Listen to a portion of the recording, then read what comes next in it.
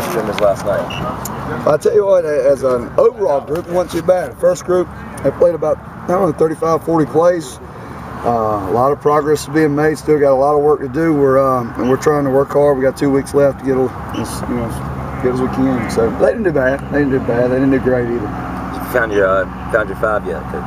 Nope, we haven't found 5. But I mean, everybody sees that first group that rolls out there every day. So I don't envision that changing much. So we'll see how it works out. But you never know until practice. Injuries might occur. So we'll wait and see until the first game. So. Were you proud of Rock Watkins on the hit to Corey Addison out of bounds?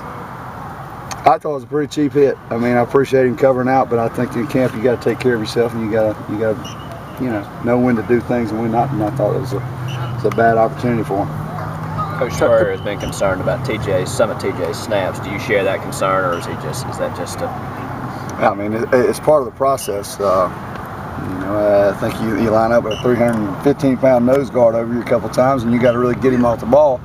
It's going to be a little variation in your snap. Now we've got to get consistent, and he is consistent. I mean, it's not like he probably snapped 100 snaps out here today, and I think 1 was off the mark. So it's not like it's terrible. I understand the critical situation when it happens in a ball game, and we've got to work on it. Of course, it's always a concern, just like missing a block is. But we're going to continue to work on it and try to resolve the problem. How about the progress of Shell, and how do you see him contributing? He's actually come around here in the last 3 or 4 days. He's really picked up the game of football, so to speak. He started learning a lot. Intelligence is huge with freshmen because if they're not, I won't say smart enough, if they're not picking up on the plays and they play hesitant, they don't play up to their ability, and that's the problem with a lot of incoming guys. And I think he's starting to understand the concepts and what we're trying to get across, and he's really playing hard. So we'll see. He's got to keep getting better, just like we all do, but he could potentially be out there. How's Matulis doing? I think Mike's doing about the same as Shell. They're both physical players.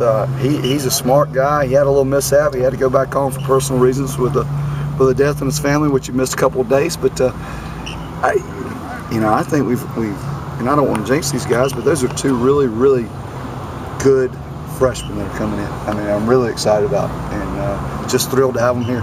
Given that Matulis missed so much time with the ankle and then a couple of days, you say he must be pretty sharp to be where he is?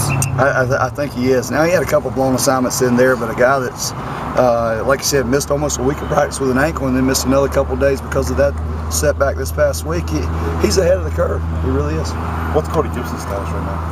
I don't even know. Cody's out here. He's got his hair flailing everywhere. I think he's happy to be hurt, to tell you the truth right now. But I think he'll probably be out next Monday. Cody wants to be back. He's a good football player. He's going to be back. He had the same exact injury a year ago. Yeah. A week later, and played in the first game, so I anticipate him being back. Shawn, how much of an advantage do you think it is for this line to be going up against this defensive line every day in practice? I think the better the talent, the better the progress of any individual. I mean, it's just like, I don't care what sports you do. If you go up against great players, you've only got to become better. And we have a talented defensive line. We have a talented linebacker.